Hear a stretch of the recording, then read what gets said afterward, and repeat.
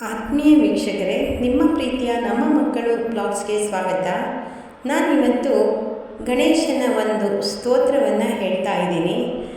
ಆ ಸ್ತೋತ್ರ ಹೇಳೋದ್ರಿಂದ ನಮಗೆ ಮನಸ್ಸಿಗೆ ನೆಮ್ಮದಿ, ಶಾಂತಿ, ಸುಖ, ಇಷ್ಟಾರ್ಥ ಸಿದ್ಧಿ ಆಗುತ್ತೆ. ಬನ್ನಿ ಅದು ಯಾವುದು ಅಂತ ಕೇಳೋಣ.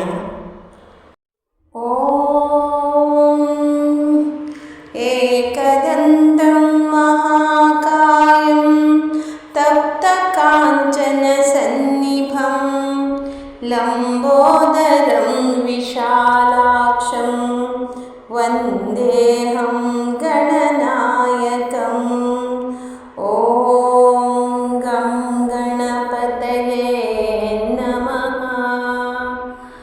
ಓಂ ಏಕದಂತಂ ಮಹಾಕಾಯಂ ತಪ್ತಕಾಂಚನ ಸನ್ನಿಭಂ ಲಂಬೋದರಂ ವಿಶಾಲಾಕ್ಷಂ ವಂದೇಹಂ ಗಣನಾಯಕಂ.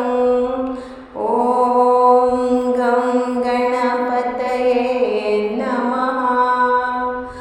ಓಂ ಏಕದಂತಂ ಮಹಾಕಾಯಂ ತಪ್ತಕಾಂಚನ ಸನ್ನಿಭಂ ಲಂಬೋದರಂ ವಿಶಾಲಾಕ್ಷಂ ವಂದೇಹಂ ಗಣನಾಯಕಂ.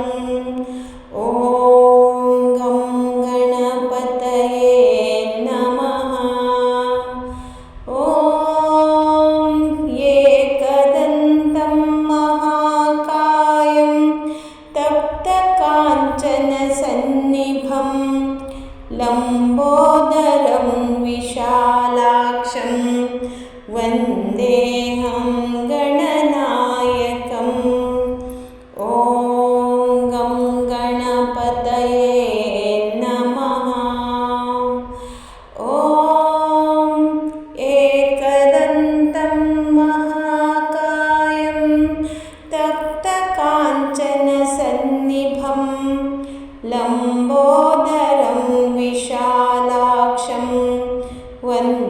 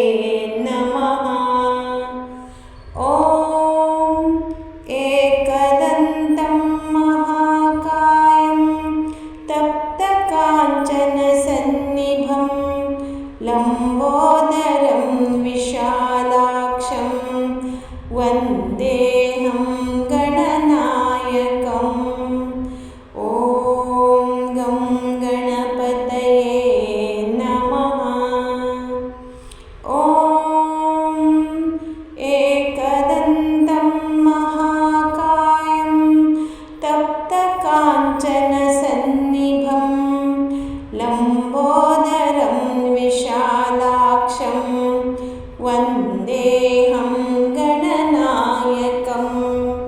ॐ गं गणपतये नमः। ॐ एकदन्तं महाकायं तप्तकाञ्चनसन्निभं लम्बोदरं विशालाक्षं वन्देऽहं गणनायकम्। ॐ गं गणपतये नमः। ॐ एकदन्तं महाकायं तप्तकाञ्चनसन्निभं लम्बोदरं विशालाक्षं वन्देऽहं गणनायकम्। ॐ गं गणपतये नमः। ॐ एकदन्तं महाकायं तप्तकाञ्चनसन्निभं लम्बोदरं विशालाक्षं वन्देऽहं गणनायकम्। ॐ गं गणपतये नमः। ॐ एकदन्तं महाकायं तप्तकाञ्चनसन्निभं लम्बोदरं विशालाक्षं वन्देऽहं गणनायकम्। ॐ गं गणपतये नमः। ॐ एकदन्तं महाकायं तप्तकाञ्चनसन्निभं लम्बोदरं विशालाक्षं वन्देऽहं गणनायकम्। ॐ गं गणपतये नमः। ॐ एकदन्तं महाकायं तप्तकाञ्चनसन्निभं लम्बोदरं विशालाक्षं वन्देऽहं गणनायकम्। ॐ गं गणपतये नमः। ॐ एकदन्तं महाकायं तप्तकाञ्चनसन्निभं लम्बोदरं विशालाक्षं वन्देऽहं गणनायकम्। ॐ गं गणपतये नमः। ॐ एकदन्तं महाकायं तप्तकाञ्चनसन्निभं लम्बोदरं विशालाक्षं वन्देऽहं गणनायकम्। ॐ गं गणपतये नमः। ॐ एकदन्तं महाकायं तप्तकाञ्चनसन्निभं लम्बोदरं विशालाक्षं वन्देऽहं गणनायकम्। ॐ गं गणपतये नमः। ॐ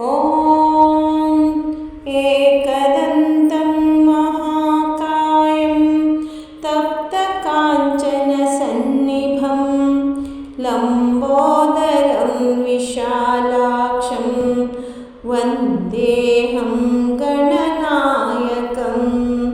ॐ गं गणपतये ನಮಃ.